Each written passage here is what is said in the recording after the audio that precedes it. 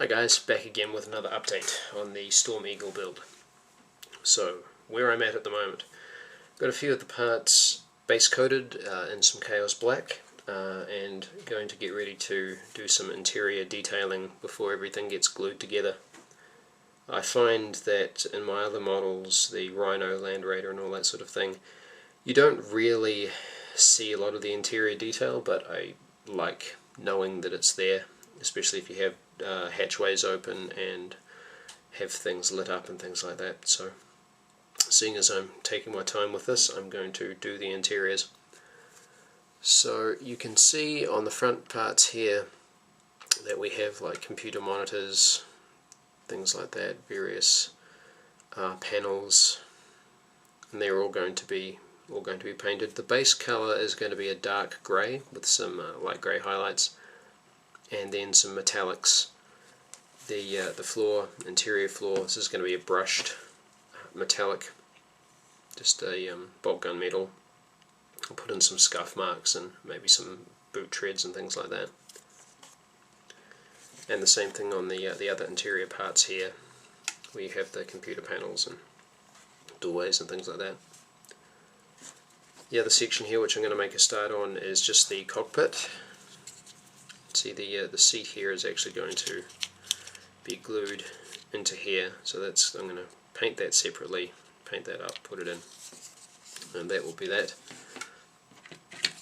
And just the back, this is the back hatch that comes out like that, and so just the interior parts, you can see they've got the interior lights, so those will be painted. The main area that I need to get done is this bulkhead. This is actually an interior bulkhead, and it's not lined up properly in the actual build. So what I'm going to have to do is, once these pieces are slotted together, it goes around this way. So that's going to slot in here, but it doesn't all mesh up squarely. It's going to need to be gaps filled. So what I'm going to do is I'm going to paint that up, paint up the inside part, and then I'm going to use some putty, probably just some of the liquid green stuff, and that's going to fill in the gaps, and then I'll be able to go over again with just a little bit of a paint just to fill in those gaps, just to make sure that that's all set up. So these parts are going to go together painted, and the exterior parts, they've obviously been undercoated, but they're not going to be painted just yet. I've still got some work to do getting everything else set up and together.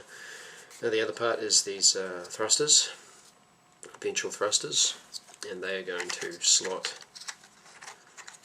down into here, to this cavity here, and then there's a little plate that goes over there, and those are going to be adjustable from the outside, and so that's going to be sort of movable ventral thruster. So these are probably just going to be dry brushed in some bolt gun metal. So we're really just kind of painting so we can test fit some more, so we can square things up and then do some more painting. So this is also a chance for me to add any interior pieces that I want for a bit of detail, like I might be able to put some bolt guns or something on a racked up or something like that. So I'll feel better once I can get some of that stuff done and then get everything lined up. I've done a lot more pinning and test fitting and just trying to get a gauge of how well everything's going to go together. A lot of hair drying to get these things squared up and lined up. So I'll feel better once I can get the interiors painted and then sort of get everything closed up and solid, and then I can start working on the other pieces.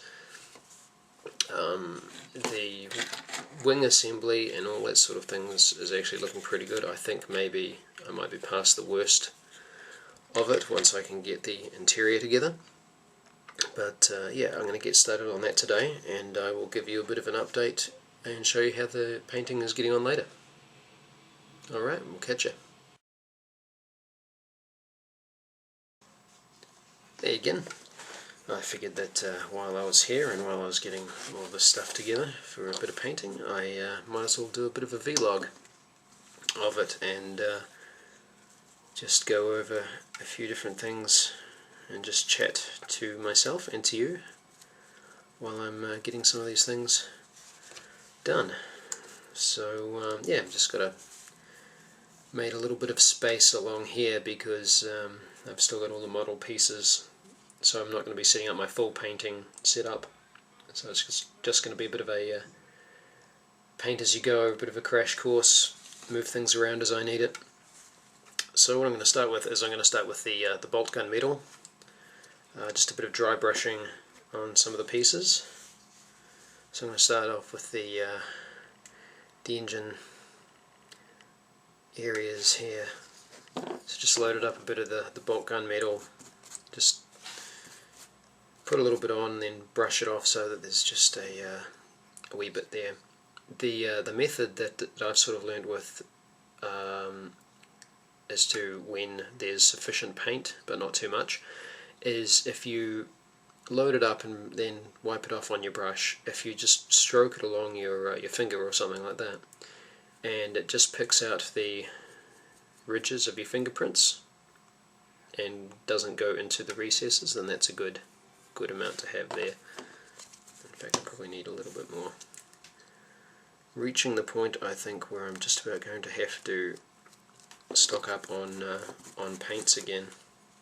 My bolt gun metal has lasted me quite a while, and just about time to get a new pot. So they have the new paint formulas or range or whatever it is that they're doing. They seem to change it every couple of years. This is Games Workshop that I'm talking about now, because I pretty much use their paints exclusively just to keep it all consistent. But they change their paint range, it seems, every couple of years, and they retire paints and they bring new paints in, and I haven't really gone and replaced any of my paints. I've just kept using them, and where they haven't been continued, I've sort of had to make up my own mix to match. For example, the brazen brass and some of the scab reds and things like that. The tones are a little bit different from what I have in the rest of my army, which is a bit frustrating. I know that there have been people who have just sort of given it away rather than have to replace their paints every couple of years. So here we go. Just giving it a dry brush, just a bit of the bolt gun metal there, just picks out some of the details but still gives it that worn and used look. What I might do is get a bit of the brazen brass and go over the little nubs there just to give a little bit of colour differentiation.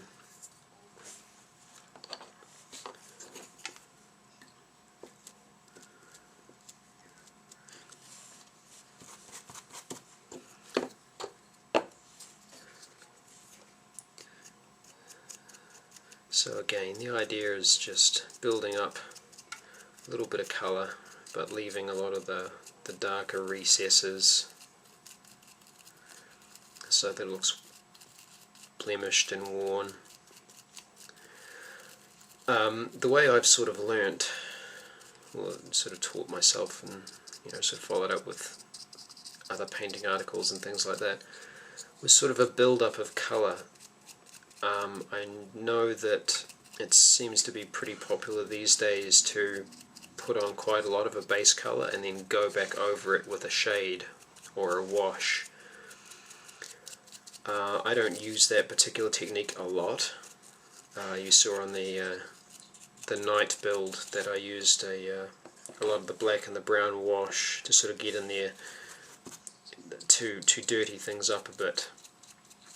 But when it comes to the metallics, like this large area of bolt gun metal, I'd rather just build it up over the black rather than slather it on as a solid coat and then go over it in black ink or Nuln oil or whatever it's called these days. Honestly, it probably does exactly the same job.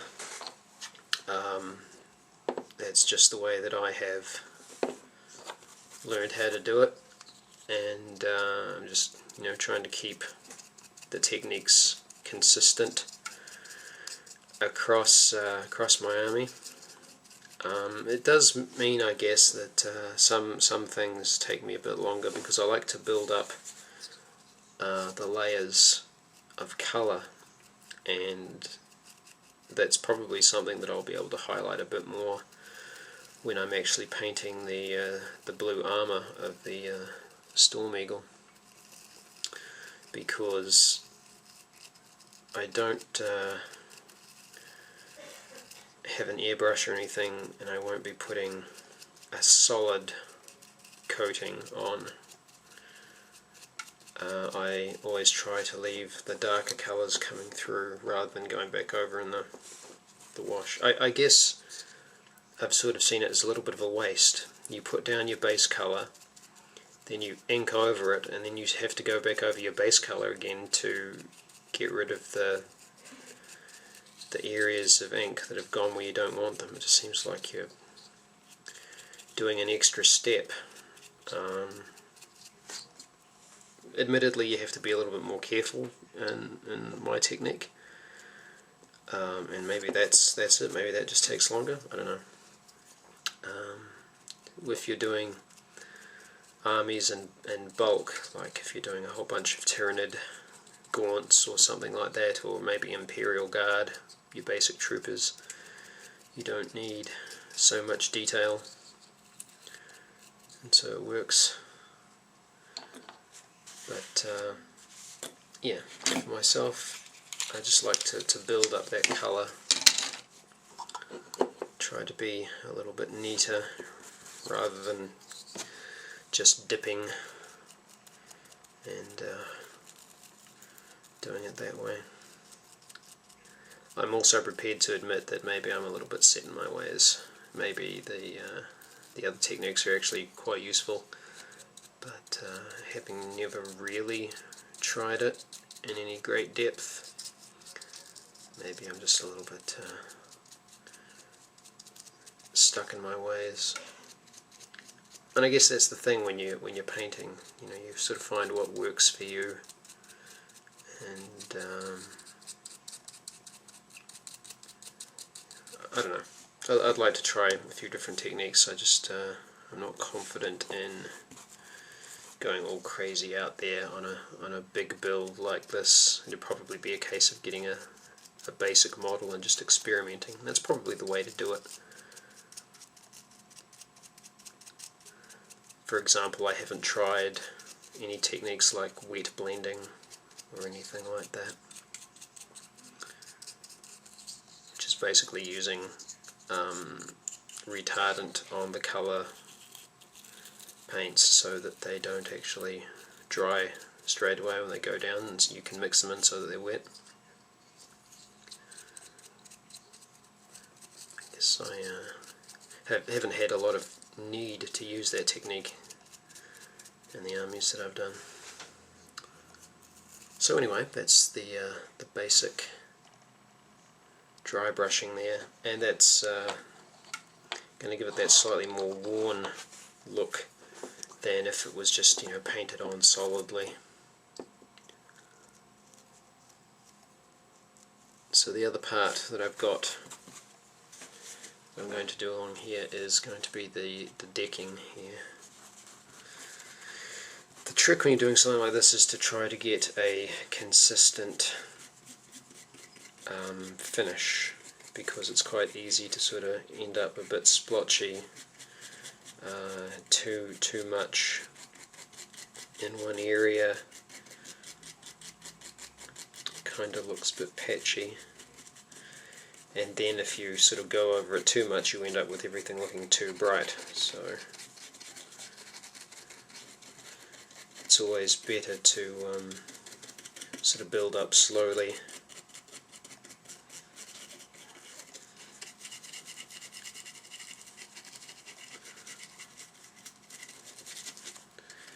And again, it just sort of gives it that nice brushed, used metallic look.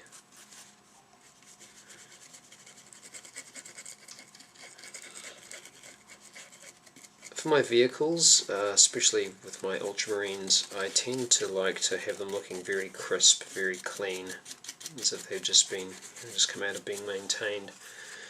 I haven't done a lot by the way of weathering. I will occasionally put in chips, like armor's been pierced by small rounds and things like that. But I've seen some really spectacular weathering effects that people have done on their Forge World models using weathering powder. I'm going to prepare to admit that I have no idea how weathering powder works, but the results are pretty awesome.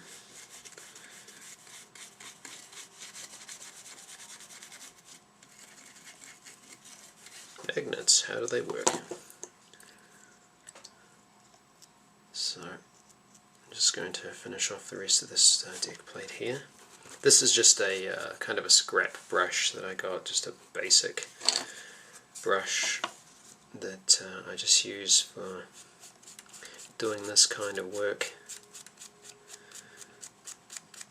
The extra ruggedness of the bristles just helps to add a little bit of texture to it, sort of give it a slightly scuffed look, not being too clean or precise. Okay, I mean this kind of goes without saying, but with the dry brushing on these floors, I'm going across the deck plate.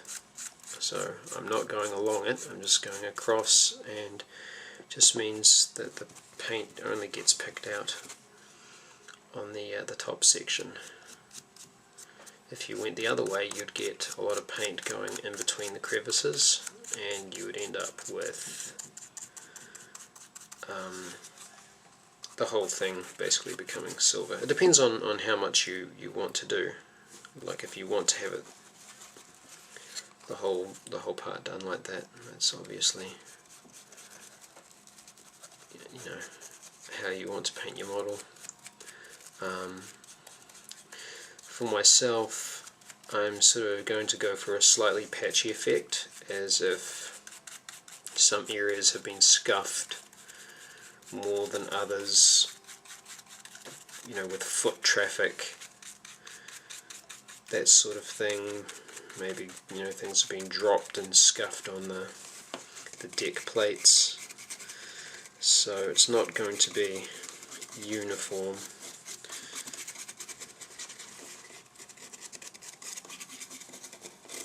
It's a really quick and easy technique to do, but it's a technique that I just really love.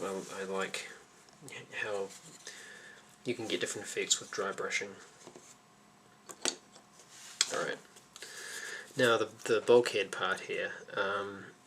This door area I'm going to have as silver. The rest of this outside piece is going to be grey.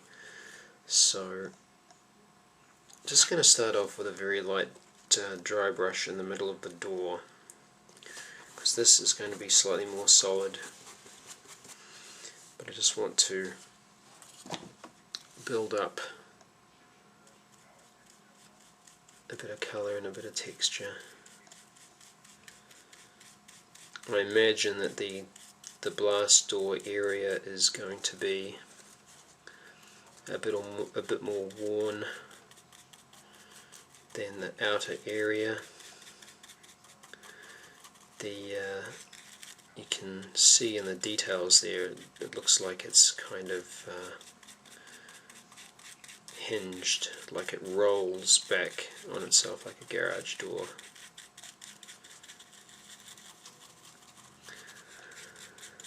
So I'm just dragging the brush across there and leaving the crevices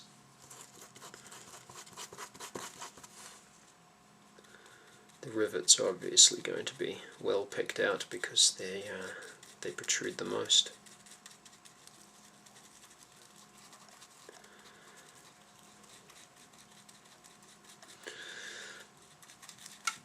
So I'm just dragging it across. I'm not stippling so much, stippling being using the tip of the brush.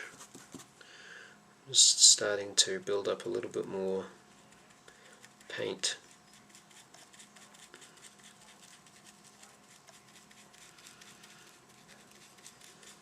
To give it a slightly more solid look, but still like it's being used and worn.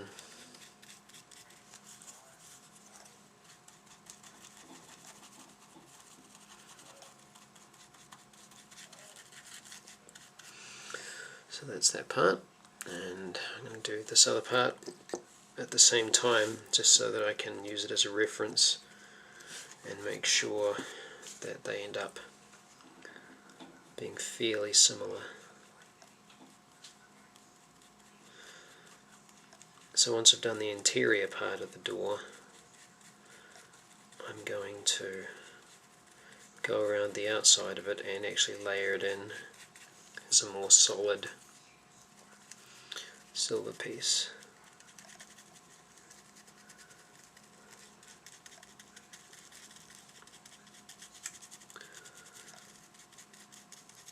And of course, once this is done, you can always go back and highlight the edges using a slightly lighter colour like mithril silver or chainmail. That's what I have on my colour palette.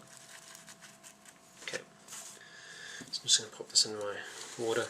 I have two different pots, one for metallic colours because the metallics actually have flakes in them and you don't want to contaminate that into your regular colours, otherwise you end up dragging the flakes all over the rest of your model. So I think I'm going to go for the large brush. Just get that a bit wet. This one's clean so it doesn't matter.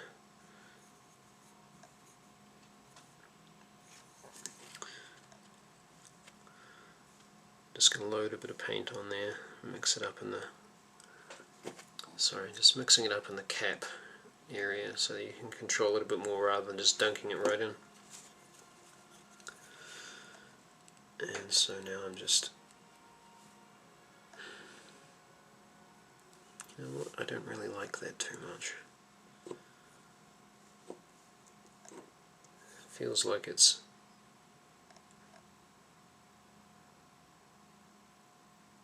too long to actually properly control.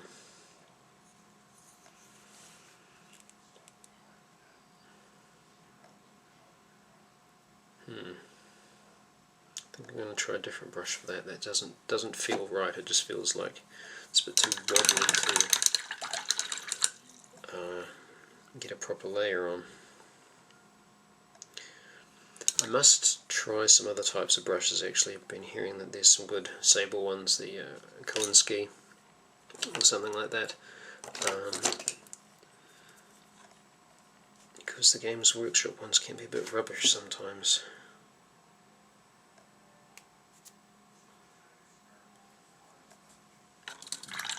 Okay, so let's try that again with this brush.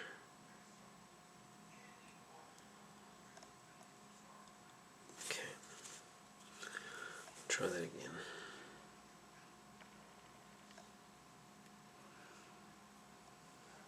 Feels a bit better. So the brush is a little bit stiffer so that I have a bit more control over where the paint is going.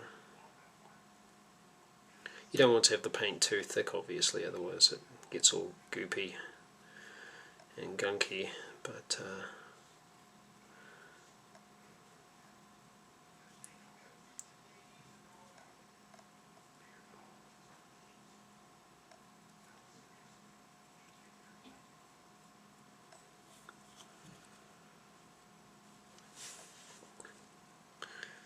think this brush is getting a little bit past its use by date. There's a great big chunk of it sticking up.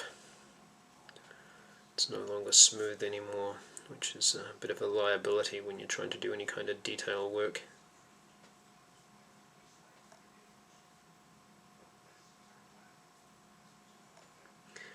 Again, I'm not using anything too thick, just getting a nice coat. I can always go back and do a second coat if it looks like it's a bit too washed out. But by putting this on as a layer, sorry, you can't even see that, by putting this on as a layer as opposed to dry brushing, you're building up a difference in look. So the outside areas are more solid, and you've got the black areas coming through in the middle there.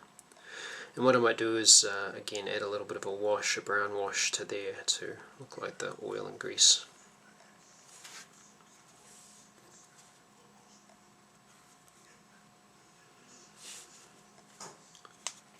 The difference might not be showing through too much on the camera, but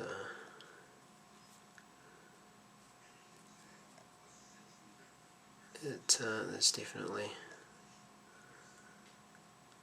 a difference to the naked eye.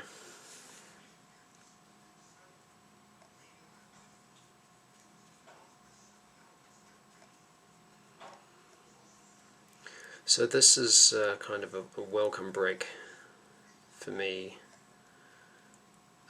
instead of having to spend the whole part of the build just trying to get things to fit.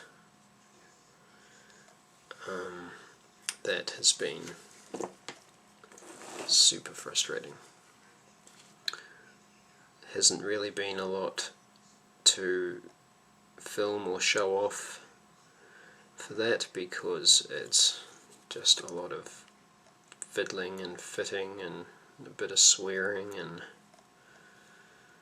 just generally not having a good time of it. Makes me kind of glad that I jumped in at a smaller build, because the Thunderhawk has always been kind of like a holy grail for me. It's a significantly bigger craft, bigger build.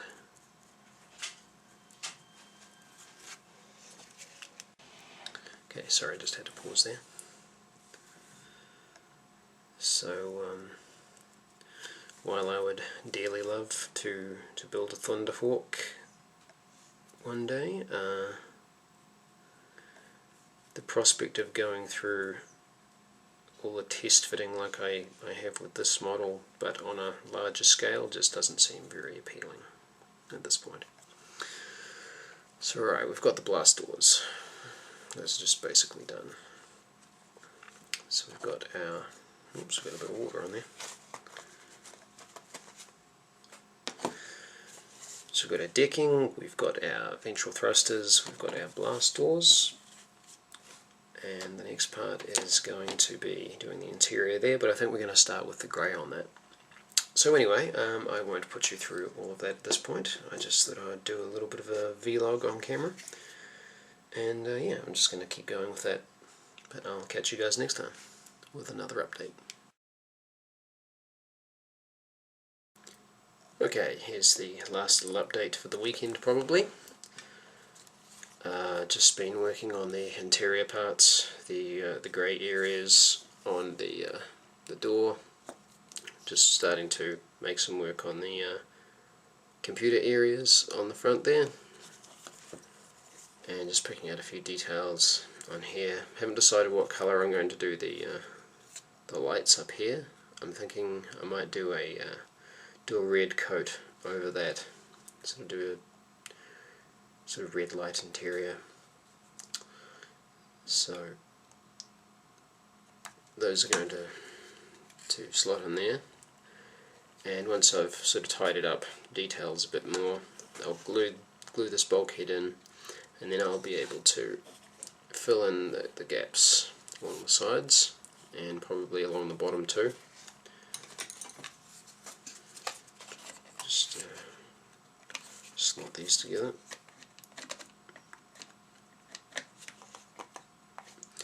And once I've got all that, be able to fill the gaps and then just touch up the last bits of paint. I've got the dark grey coat here, but I'm going to go over with a slightly lighter grey, pick out some extra details and things. But this is a rough indication of how this is going and where this is going, and it will probably require some touch-up as I go, and I'll need to scrape away some of the paint in order to be able to glue the pieces together. But that's probably going to be my little project for the next week or so. Just getting all of that together, painted up nicely, ready to enclose it all, make sure it's all square, and moving on to the cockpit part also. So yeah, we'll get onto that, and then it'll be back to the assembly, dry fitting, cleaning of bits and pieces. So that's the plan, and hopefully next time I see you guys I'll have made a bit more headway and be getting further along in the build, and hopefully over the major hurdles, because this fitting part has been a real pain. But anyway, starting to get there, so looking forward to getting that all done, and yeah, I will keep you guys posted next week. Take it easy.